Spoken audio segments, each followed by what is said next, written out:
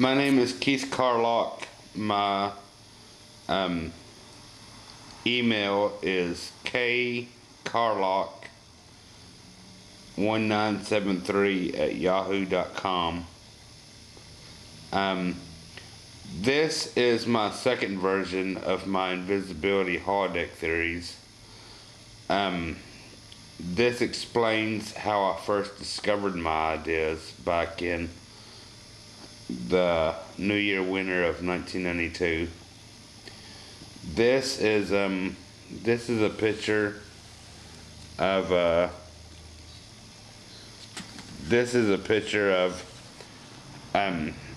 my diagrams that I had at my only art show, explaining my ideas.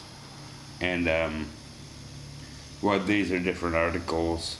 I'm not sure if you can see them too well or not. This shows a TV with a camera behind somebody's back, showing the background through a TV in the front of the person.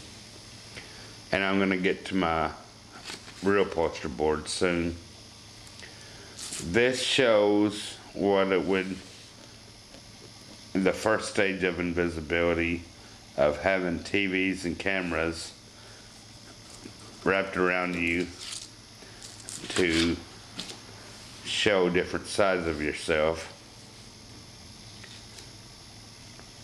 This is what it would look like to have a TV and camera system on both sides of your body. These are the ideas that brought me to my invisibility discoveries, my invisibility holodeck discoveries. This shows the angles of a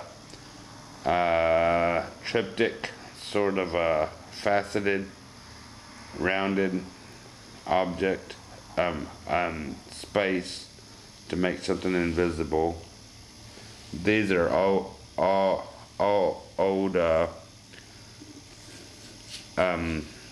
poster boards that I only had my one and only presentation of my work.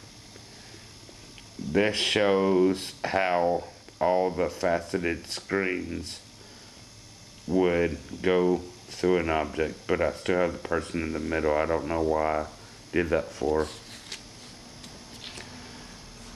This shows the person in the middle without the light going through, but still shows the light going around the object or around the space. This shows what light would look like if it went all the way through an object, if the person wasn't there. Okay, I guess I figured out why I did that for. Well, this shows the faceted screens of mini television camera type systems. Now this shows what a faceted TV camera system would do if there was an interface involved, where the person is totally separated from the light rays and they were somehow linked to the TV camera systems on the outside. This shows the interface that light would be sent through.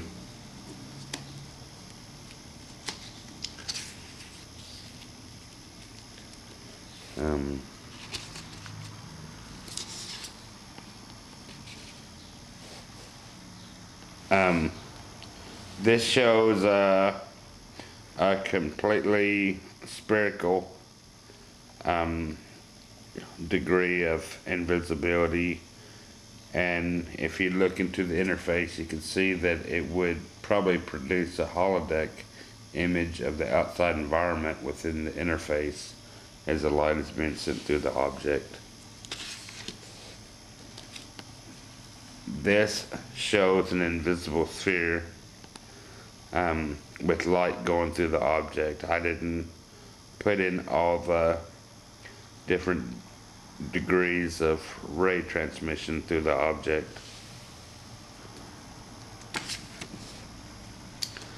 This shows an invisible sphere, invisible holosphere is what I used to call it.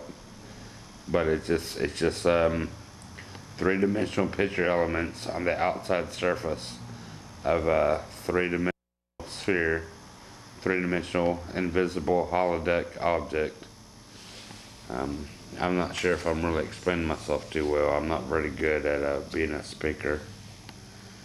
This shows what I imagine to be the layout of the pixels on a surface of a three-dimensional invisible holodeck object.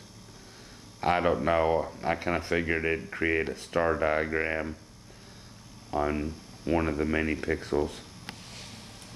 These are all ideas I had back in the year 1998 when I had my only showing at OCC, what it's currently called OCTC, Owensboro Community and Technical College. It used to be called Owensboro Community College.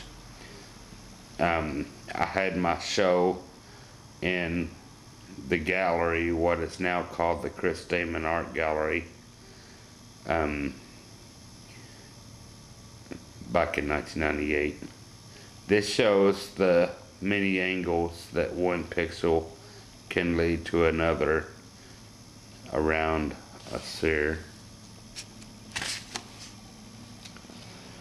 This shows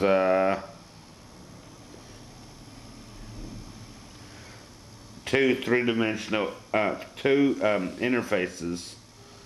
One would be to send light through an object, and one would be to make a holodeck inside the object, sending the light around.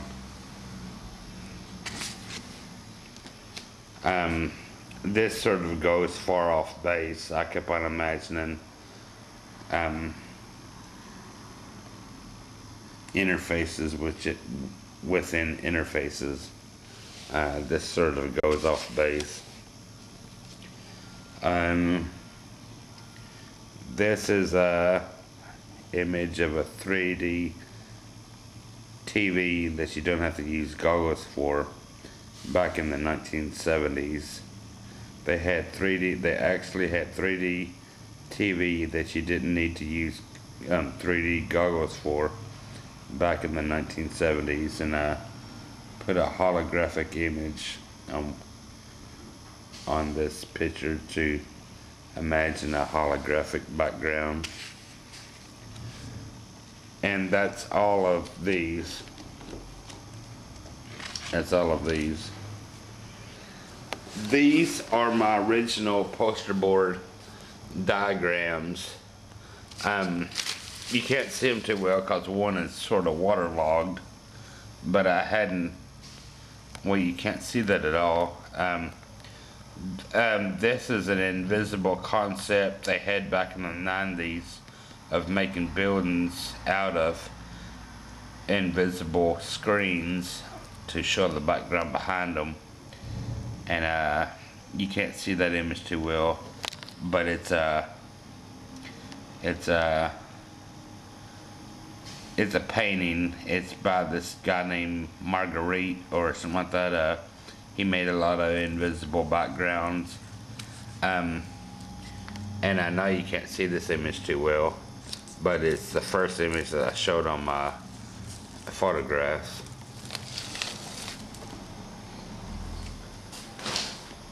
This is the second image that I showed on my photographs. I need to adjust this focus or something. This shows a planar two-sided monocular invisibility. This shows a person. I probably need to stand up to do this.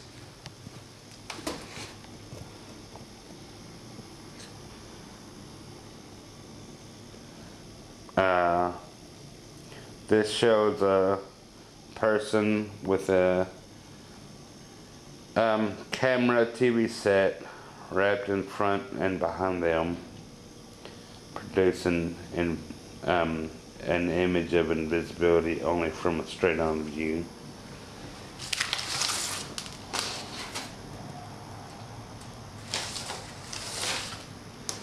This shows a Maybe if I turn off the lights, this would be better. Nope, it won't. This shows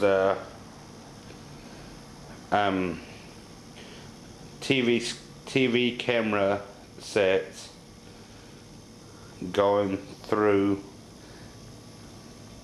supposed to be going through the space of the object, but I have a person standing inside for some reason.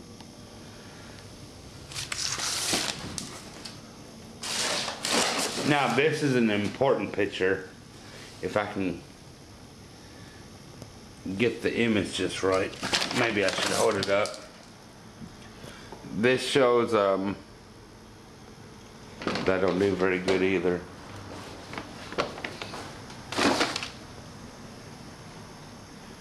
That don't do very good either.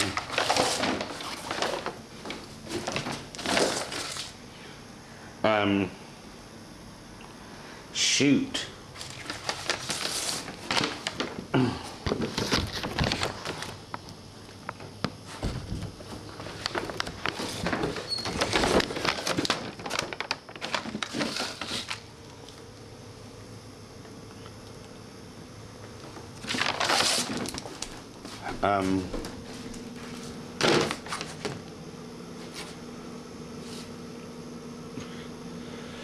Oh shoot. This shows, damn.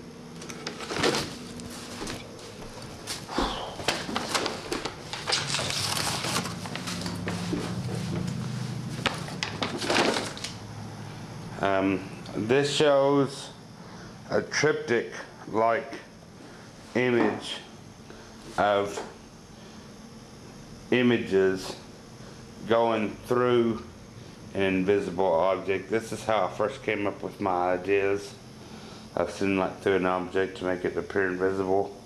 These are like triptychs, what you might find in art class. There's 3 different sides, but I folded them into a 3-dimensional view. Like that shows a house in the background, a tree or whatever, a fence, and this shows how the images would be laced around the object to make it appear invisible only from a monocular view with one eye. If you were to travel around the object,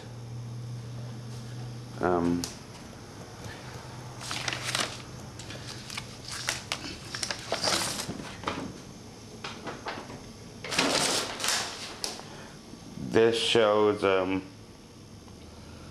light going through a TV picture element or a TV camera sort of angle.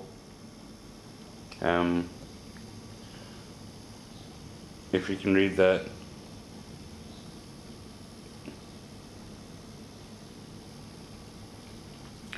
This shows I shouldn't have put laminate on these because it really disturbs the view, but this shows camera TV angles going around an object.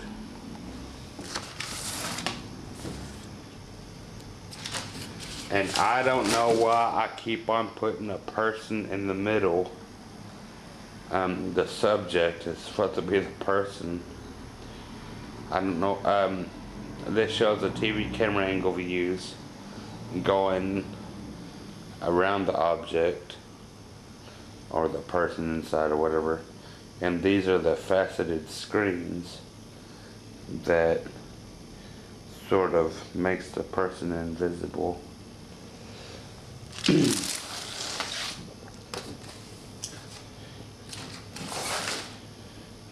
This is still the images of light going through an object, and it still has the person in the middle. I don't know, I must have been crazy back then. I'm crazy now.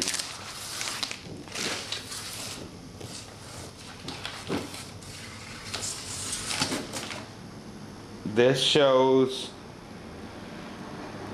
light going through an object thankfully without the person in the middle.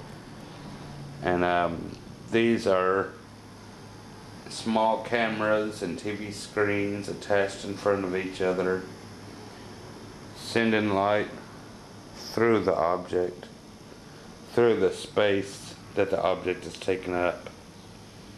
I don't know how to work the focus on this camera.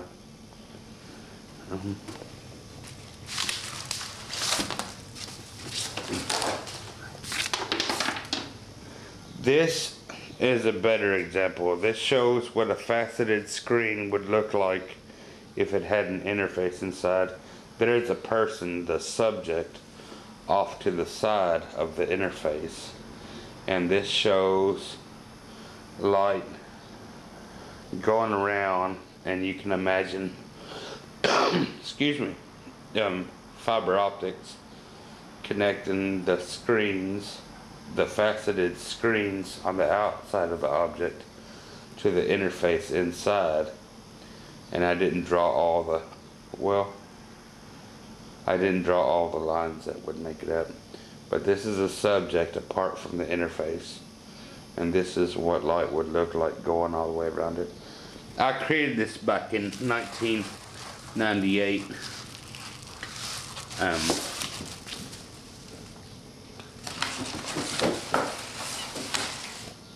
This shows more closely resembling an invisible sphere and an invisible object of the space around the subject. There is a person, that's his shoulders, that's his head, and this shows light going around an object, and this shows the interface inside sending light through the object.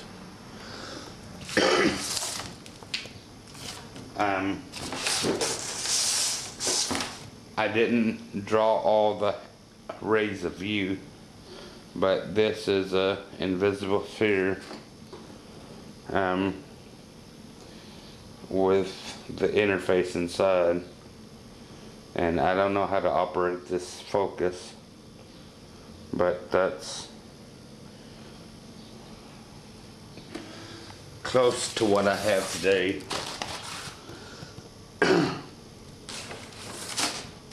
This is just my sphere within a sphere within a sphere within a sphere, like nested Russian dolls, nested Russian dolls.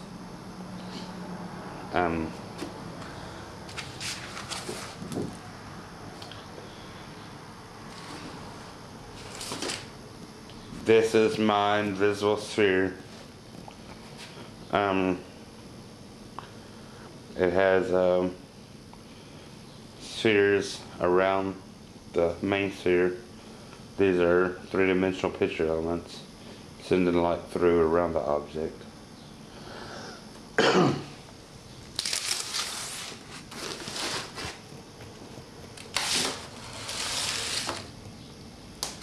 This is what I imagine the form of the 3D pixel elements making up on the surface of each individual picture element. Or I shouldn't call them picture elements, I should call them dots of light, sort of making like a Star of David or something on each three-dimensional picture element, of how it wraps around a sphere.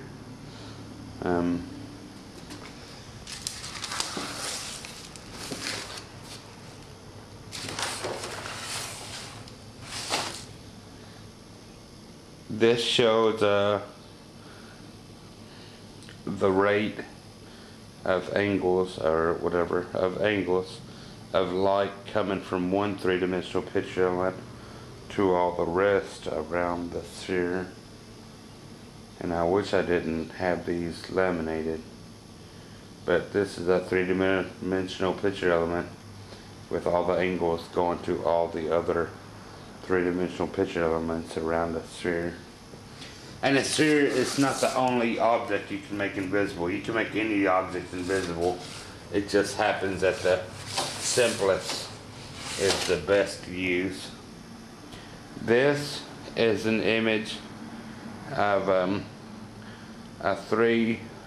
invisible sphere with one interface to send light through the object, and one interface that you can step inside of and see the outside environment like a holodeck.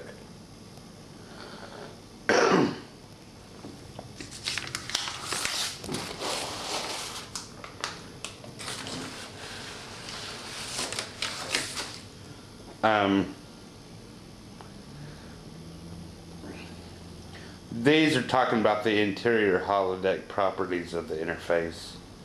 How you could film an actual solid object within the interface.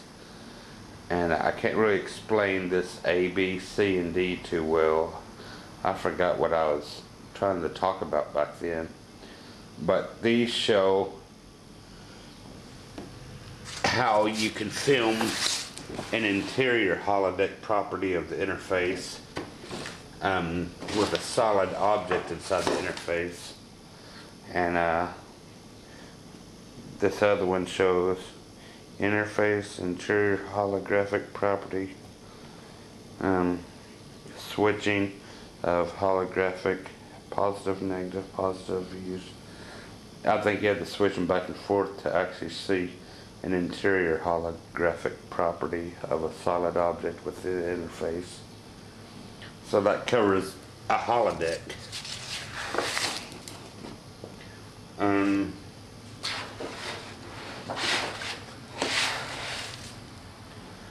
This shows a cross section showing light rays through fiber optics into the interface. This shows an invisible object or a sphere with light going all around it, and the fiber optic wire and the interior interface switching light through all around the object. The diagrams I produced today are way better than these cross section, or than these poster boards that I made 20 years ago.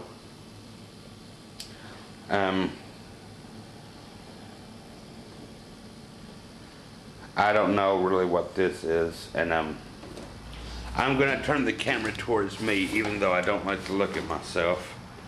I'm gonna turn the camera towards me so I can explain a little bit about my work.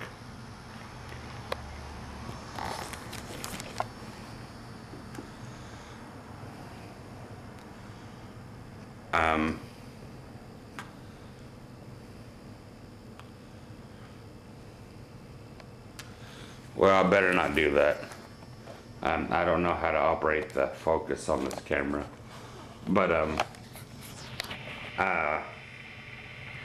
my ideas, I've had my ideas since the New Year winter of 1992, and I've only had one art showing of my work back in 1998 at what was then just the OCC Art Gallery. It has since been named the Chris Damon Art Gallery in memoriam to Chris Damon, an art professor who used to work at Owensboro Community College, now called Owensboro Community and Technical College.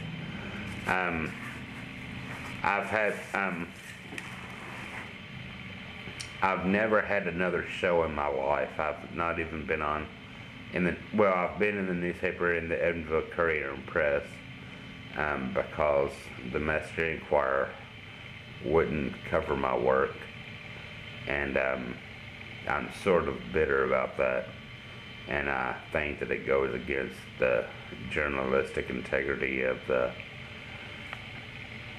journalistic creed, but you can't prosecute somebody for that. They won't see a day in court for suppressing somebody's work.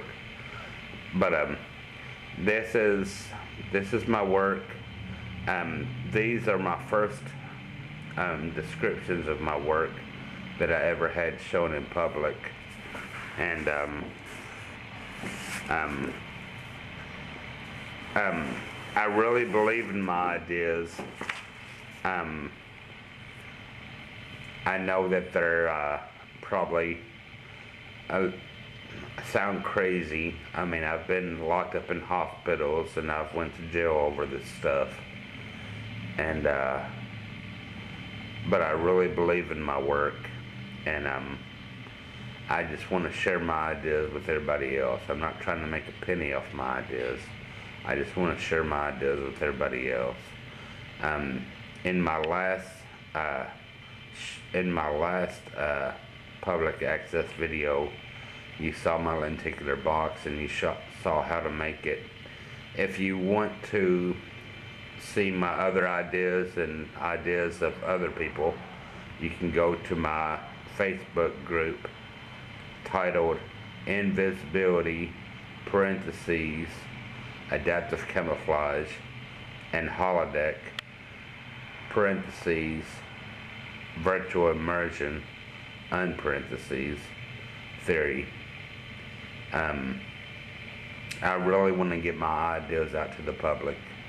I think I have something to say, and I think that people would like my ideas when they actually know what they're about and understand them. And I'm not that smart. I've just been stuck with my ideas for so long to where I'm used to them. So I'm not trying to act like I'm smarter than anybody else. I'm just obsessed with this one idea. My doctor even, tagged on obsessive compulsive to my diagnosis. But these are my ideas.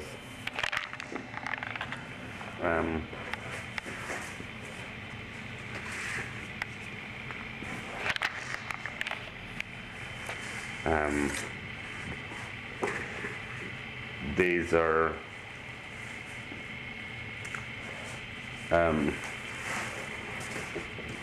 I really cherish these ideas. These things have kept me going through life for a long time.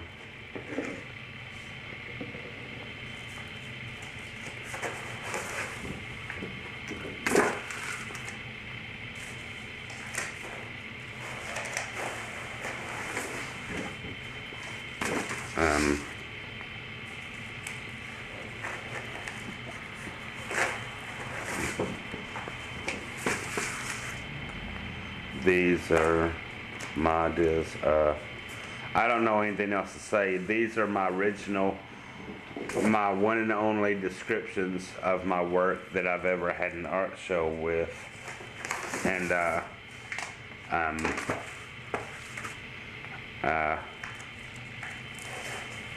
I'm not a very good videographer. I'm not very good at explaining myself, but I'm very good in my Facebook group to explain my ideas. I can write better than I can speak.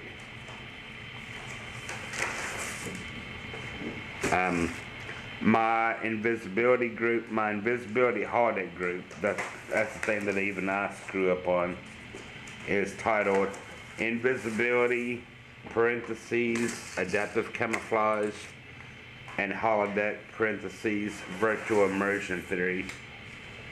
And come check out my page, come check out my group sometime, and you can see my work for itself. This is a really good explanation of my work.